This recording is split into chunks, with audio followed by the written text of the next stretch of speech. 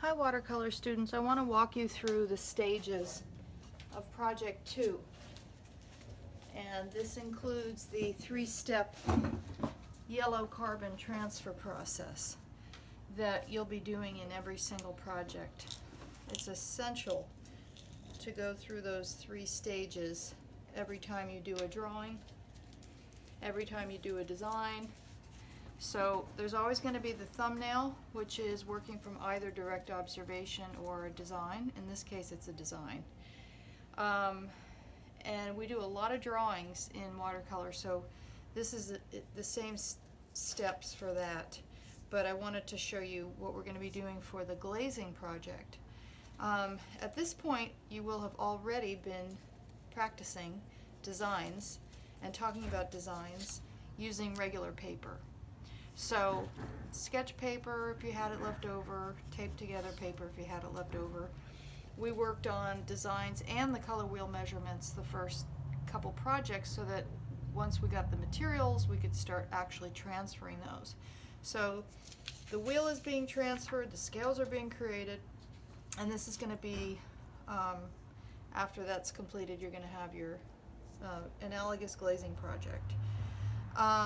In terms of setting it up, as you know, you did designs on a 5-inch by 5.5 inch by 7-inch surface so that it would be to scale. I'm going to do a very simple one just so that you can see the technique without me spending a lot of time. So remember that we did designs. That's terrible. I'm just going to do some organic ones just for the sake of it. And we always wanted to consider the way things flow, the movement, etc. But the main point of this project is the overlap. So we have to have objects that overlap one another. They don't need to overlap more than twice, but they can. And then we have to leave the background white in order for the technique to work. I'm just going to try to get another overlap here, and then maybe one more here.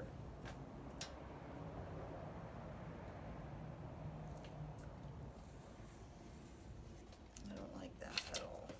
But I didn't want this to be a design lecture, but you know what? This is perfect because this is what you just did. And this is always the process. This is the stage where you want to really fix all this stuff.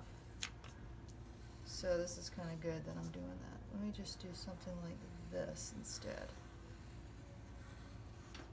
I always want to have something going off the edge.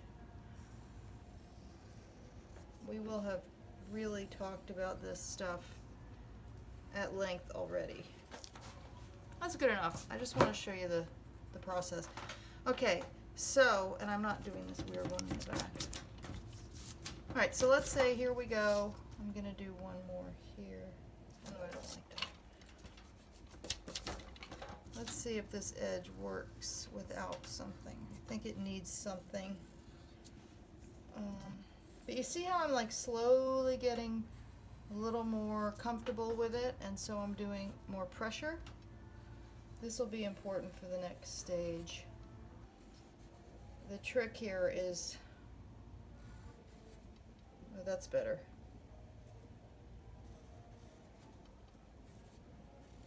The trick here is the overlap. We want to make sure we have overlap, overlap, overlap, overlap, overlap, overlap, so that we can do the project. I'm going to loop this back this way. Alright, so let's say, okay, let's just say, let's say you've been brainstorming. I always like to do a little bit in the negative space just to see what it's going to look like. I really don't like this over here.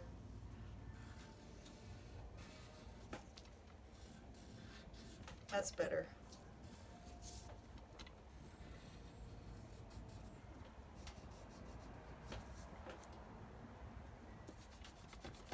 There's something wrong up in here. That's the problem. I am going to simplify.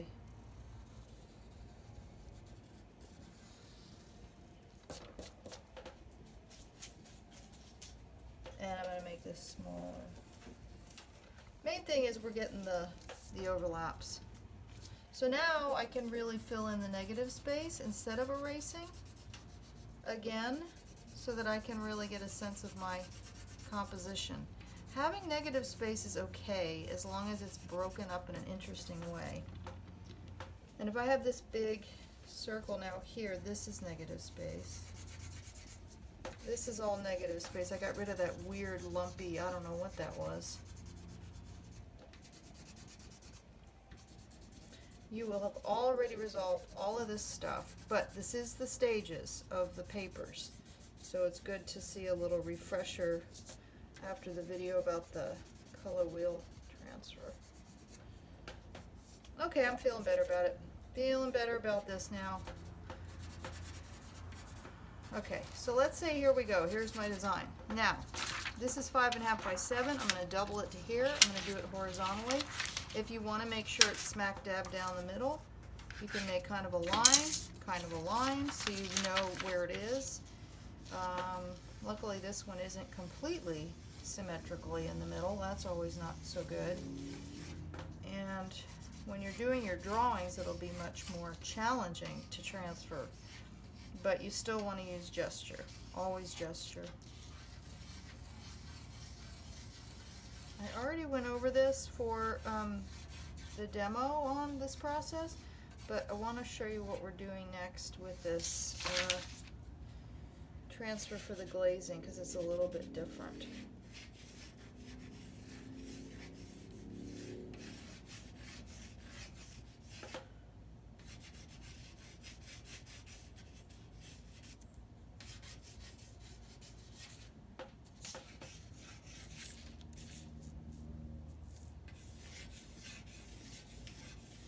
At this stage with the design, you can be amending it a little bit,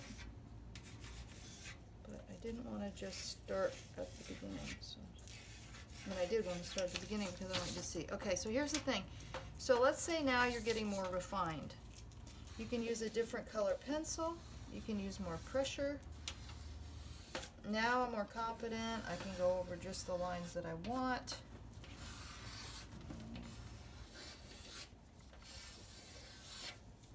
Obviously you'll be doing this super slow, but since we're doing something a little different on this glazing, I wanted to show you what we're doing with the design. Okay, good. Alright, so here's your design. This is going to be transferred onto your 15 by 20 paper, except this is half of a sheet. So what we're going to do is actually a mirror image. And the only way to do that is to take your tracing paper, which is going to be taped together so it's big enough, lined up with the points at the corners, and then taped down.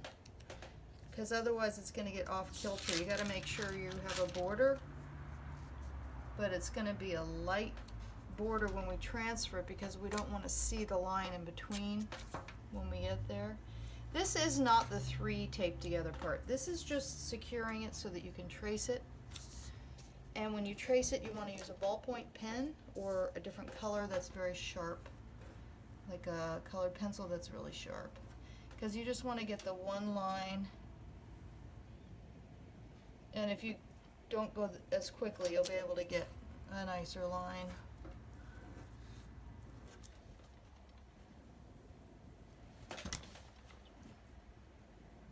So ideally this would be taped to a rectangular or square table, right to the edge. It's just always nice to have it lined up, especially with borders being right angles. But I have a round table, so this is what it is. Okay. So your design, of course, will be more complex. I messed up right there, but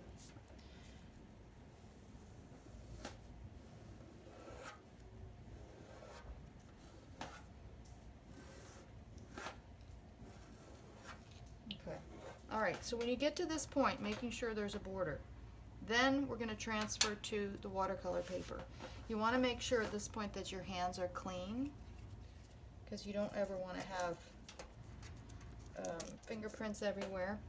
What I like to do is just take the tape off to peel this off, to get rid of this part, set it aside, get rid of this part, set it aside. Save that for something else. Main thing is this. You're going to save this in case something goes wrong on your project. With watercolor, things always go wrong. And it's not like a regular class where you do a project and then that's it. Usually we do a project 2-3 times, or we come back to it later once the skill set is in place. This is going to be half and half. So we want to make sure it's lined up so you don't have a big dark line in the middle, but you also want to make sure it's perfectly symmetrical. So you can go this way or the other way, and it can be a vertical or horizontal composition. I think I'm going to go, let's see.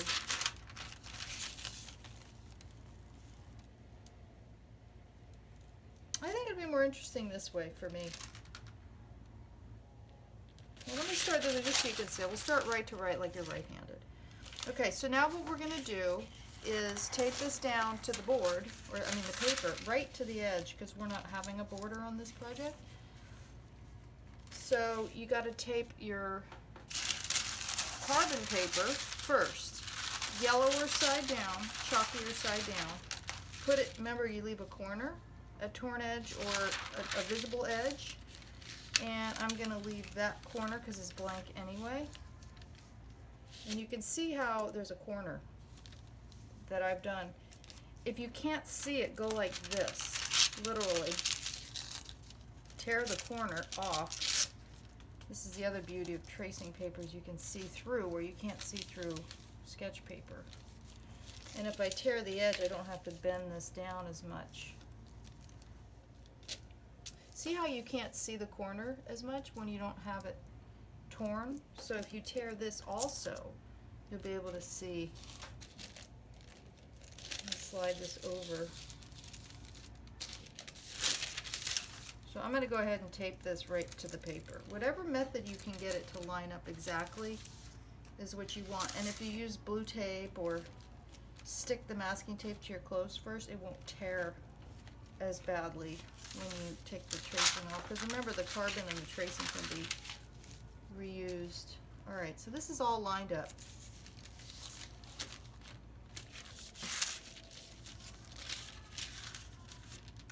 And of course you'll have a better sense of this. Alright, so all the things are taped.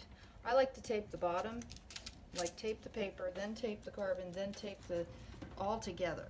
Then it won't wiggle around. Alright, so this is where you want to get another color pen or anything with a point. And try not to do the border because it'll look weird. And we're going to trace this. And I'm going to do the whole thing only because I'm going to end up painting it for you as a demo for the project. So I'm just going to go ahead and do this.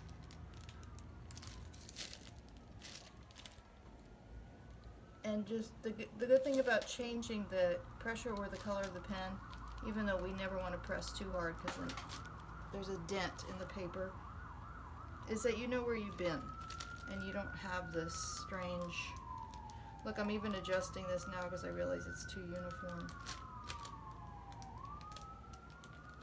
But hopefully I didn't press too hard that I won't be able to erase it. I just want to show you this because what we're going to be doing is flipping it. And now that I have more marks on here, I can see better when I flip it to make sure it's symmetrical. Let me just go fast because I'm going to have to sit through this.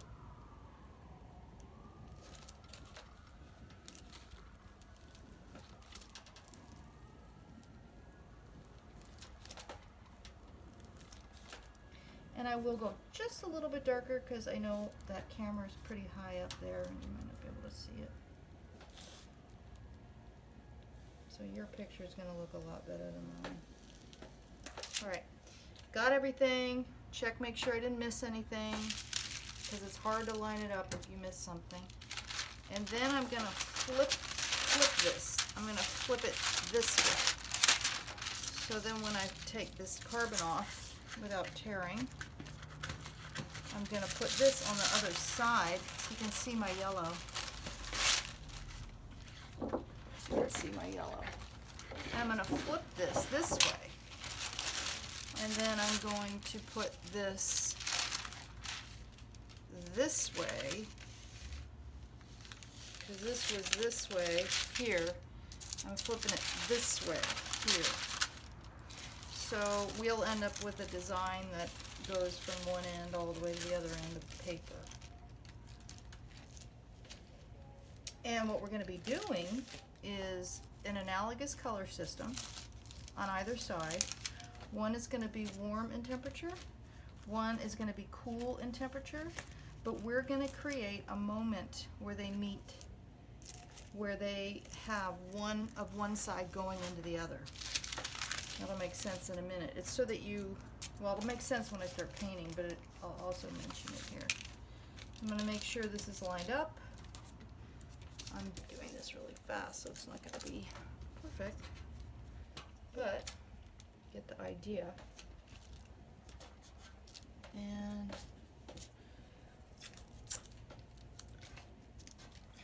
okay. All right, so I've flipped it. I'm going the other direction. Let's say, for example, this side's going to be my warm temperature, which would be something like red, red, orange, and orange. So I'm going to be using the even wash technique from the first project, and I'm going to be applying it to this design that was worked out using a specific color system called analogous, only I'm using two versions, a warm and a cool. So if this side is the orange, red, let's say the other side is green, blue. What I'm going to do is when they overlap in the middle, I'm going to decide which shape I'm taking into the other side. That way I won't have a defined border and I won't have a defined temperature. I may have done this a little crooked, but I think it's important to do the whole step. If I were doing the project as you were, I would take a lot longer. But I wanted to show you this because we can't label anything on the actual paper, but we can label on the two sheets you just did above this, the tracing and the transfer. I think I got it all.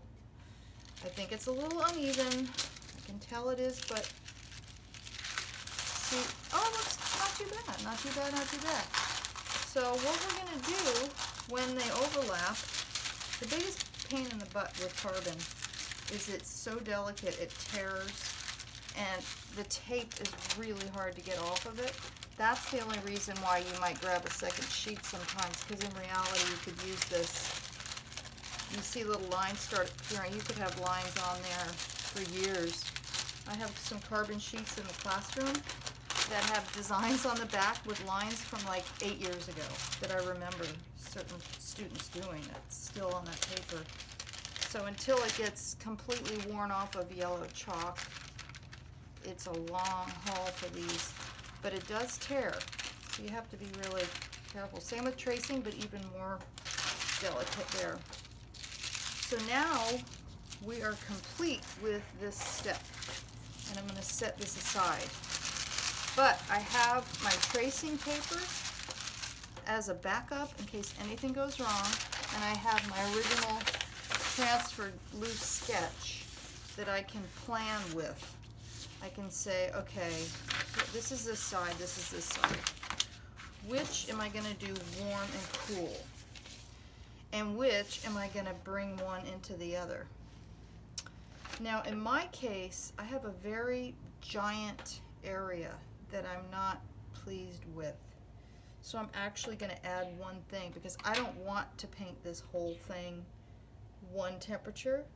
I want something that flows together a little bit more balanced.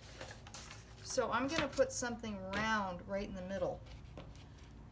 And I could do this with tracing, but I'm going to do it with estimating visually the symmetry.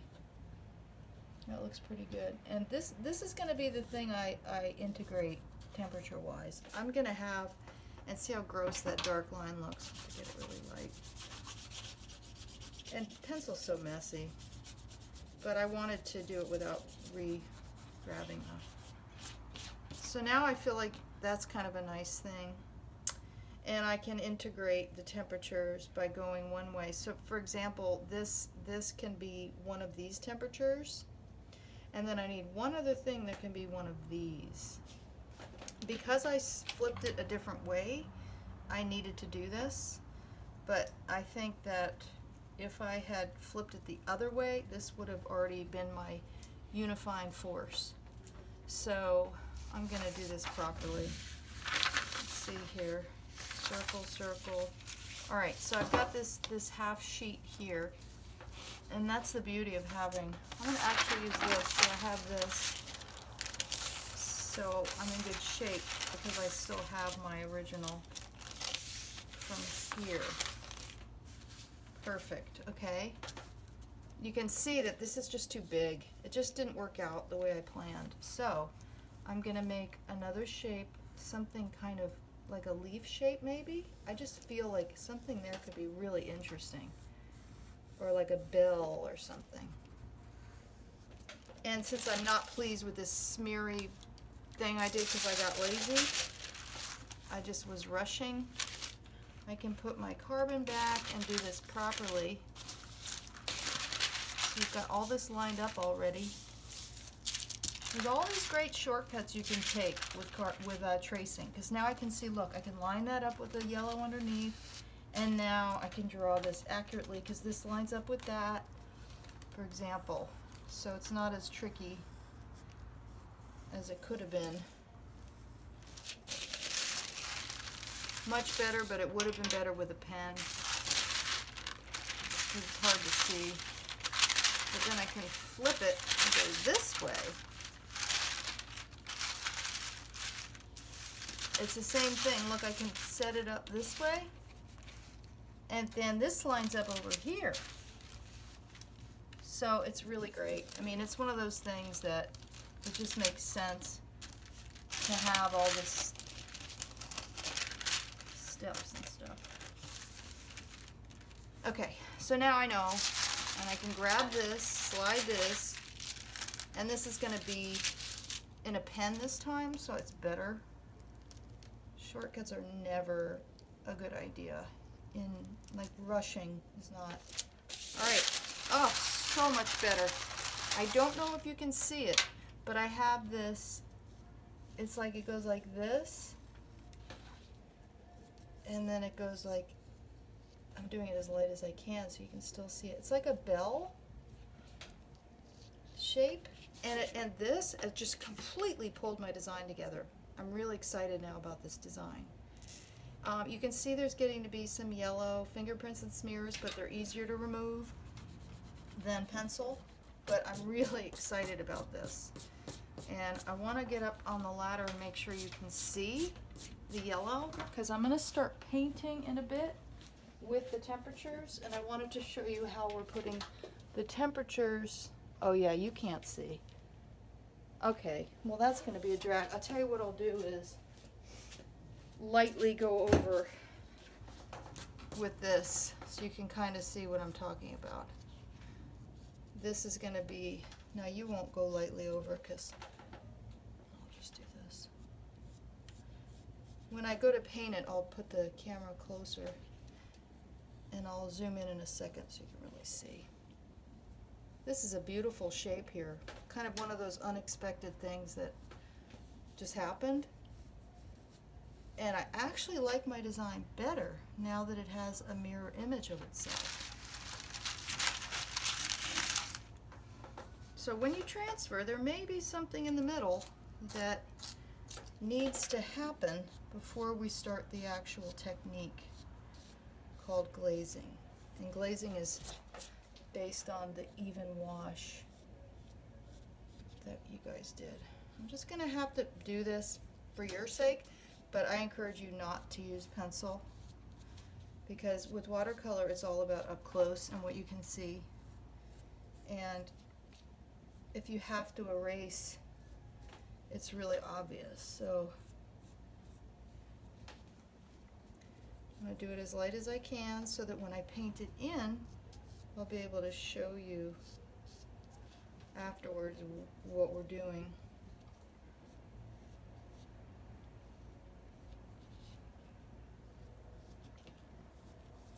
And how the design has really come together. I'm really actually excited about this design. I didn't expect it to turn out so elegant, I guess you could say. It didn't have that quality on the half, but that's what's so beautiful about doing a mirror image, is you have these interesting shapes that you didn't expect start to become positive ones. And if you had to do a little bit of this, I'd say use a 4H. I don't have a 4H, or a 2H from a drawing class, but I'm just going to try to do this as lightly as I can. But see how it's starting to really flow. So we can't just do the techniques. We have to also always consider the quality of the drawings and the designs. So a big part of watercolor is research, underpaintings, underdrawings, several attempts, several trial and errors, getting feedback. All that stuff has to happen before we get to the actual techniques. This looks like one of those things when you play a video game, this thing. Not that the subject matters, but sometimes things just appear unexpectedly. And then if you turn it sideways, it could be something else. But as long as your design is transferred exactly symmetrically, and as long as your overlaps are there for the project and that the background is white, it's going to work. So I'm getting carried away now. I really dig this. And so I'm going to stop and come back to this when I start the actual painting. But hopefully you can see how this is becoming interesting, and I could turn it all different ways. It could be really interesting. It's only symmetrical left and right.